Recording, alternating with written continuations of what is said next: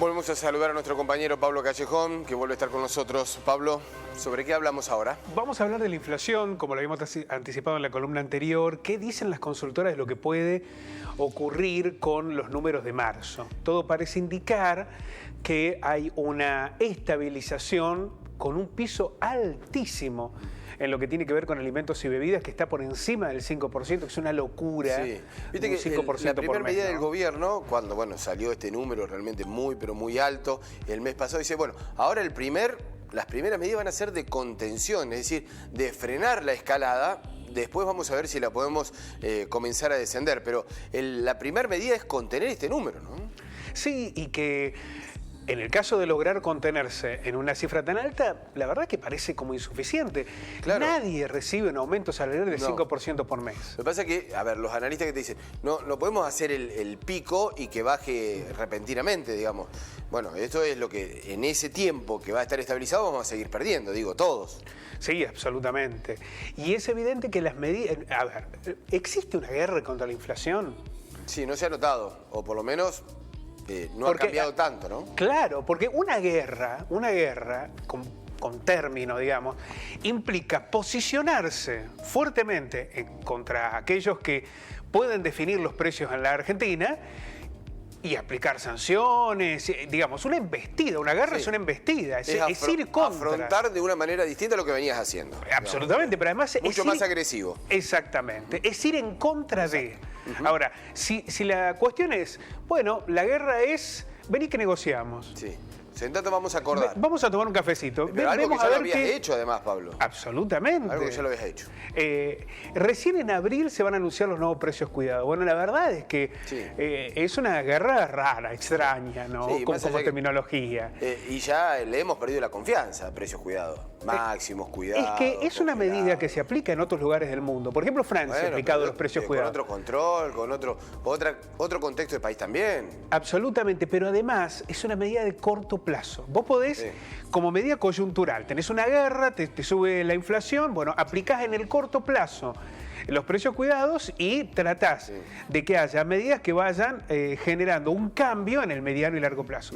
Si eso no sucede, es evidente que fracasas. No puedes tener, no hay un intervencionismo permanente, porque es imposible controlarlo, pero además porque te implicaría también evaluar el resto de los costos, poner una presión sobre el resto de los costos, por lo cual es imposible sostenerlo en el tiempo. Y en el medio, los que aprovechan, los que ven la oportunidad, los que aumentan por las dudas, los que tienen la capacidad de poder hacerlo, los que se anticipan a la inflación y terminan provocando que hoy la Argentina esté en un 60% de contexto inflacionario. Pero vamos a ver en detalle, a ver qué nos dicen las consultoras.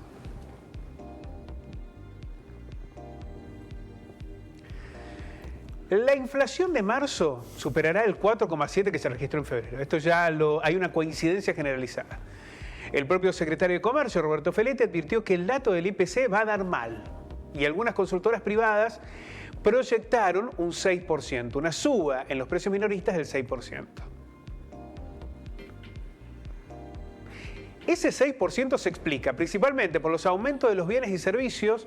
Claro, han aumentado las tarifas, aumentan las prepagas, aumenta la educación, aumentan los combustibles y aumentan los alimentos. Es decir, es un combo que deriva en una situación que nos lleva a un 6% de inflación. Si bien los alimentos van a crecer por debajo de lo que lo hicieron en febrero, recordemos que alimentos y bebidas habían subido un 7,5%, seguirá siendo una cifra elevadísima que impacta sobre todo en quiénes, las personas de menos recursos. Eso es así, ¿no? Y cuando uno habla de inflación, pobreza. Absolutamente, ¿no? Esto generará un deterioro en la calidad de vida y un aumento de la pobreza. Los incrementos estarían vinculados, según explican los analistas, al efecto de la suba de los precios internacionales de los commodities. Esto tiene que ver con, sobre todo, la energía y alimentos como el trigo y el girasol, la soja. Bueno, pero Pablo, mirá, todavía estamos hablando de desabastecimiento o faltante de combustible y de las tarifas, que esto van a ser aumentadas en invierno. Es decir, ahora, en los próximos meses. Sí, está claro. La Argentina, con el tema de la energía, tiene un doble problema. Sí. En el caso del gas, desde hace 10 años la Argentina cuenta con recursos, pero no con procesos de distribución. No ha habido inversión en distribución. por lo cual necesita importar. Hoy importar implica números muchísimos más altos a los del año pasado. Sí, claro. Porque hay, por el conflicto bélico y demás, una situación realmente muy preocupante. Y eso se va a trasladar a tarifa, digamos. Eso se traslada a tarifas y eso termina impactando en un mayor déficit fiscal. Bueno, ahí es una situación que va a emerger naturalmente. A ver, ¿qué dicen las consultoras? La EcoGo. La inflación de alimentos consumidos en el hogar va a trepar al 5,8% en marzo. Vamos a tener muy similar la inflación de alimentos y bebidas en relación a lo que va a ser la inflación mensual. La consultora CIT, Alimentos y Bebidas, dice que crecieron un 5,7%, muy similar a EcoGo, pero se aceleraron las carnes y los derivados del trigo. En marzo aumentaron las carnes y todos los productos derivados del trigo. ¿Qué pasa con la consultora LSG? Los panificados, lo mismo, y los productos lácteos tuvieron aumentos promedio del 7,8 en marzo y 6,1 respectivamente. 7,8 los panificados y 6,1 lácteos. Este está muy por encima de todo. Absolutamente. Bien que hace referencia a dos de los productos, ¿no? La consultora Focus Market dice que los alimentos subieron un 5,8. Es similar, ¿no? En el general, en el promedio. 5,8, 5,7, 5,9. Entre los aumentos más marcados, atente. La harina subió el 20,8. Sí. Los huevos el 19,2. Y las pastas frescas el 10,4%. Está bien. Son números tremendos. Imagínense la harina, 20%. Bueno, este escenario del que hacemos referencia, que tiene que ver con lo que han anticipado las consultoras, nos permite advertir un poco lo que viene. No hay negociación paritaria que hoy incluya estos aspectos. Entonces, ¿qué es lo que ha sucedido? La mayoría de los gremios que han acordado para el primer semestre, que ya han acordado, han dicho, bueno, pero en agosto... Vamos a reverlo. En octubre, claro, hay que rever todos estos números, evidentemente. La idea del gobierno de tener paritarias por debajo del 50% implicaría una verdadera catástrofe social. Imagínense una inflación del 60% con paritarias del 45-48%. Es un número ficticio el que se acordó con el Fondo Monetario Internacional. Bueno, claro, porque además está eso, ¿no? El acuerdo y el famoso déficit fiscal allí, Pablo.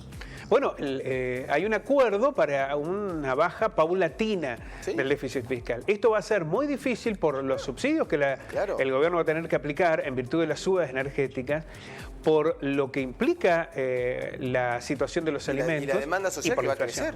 Sí, bueno, claro. Y tenemos 3 días de acampe, Pablo.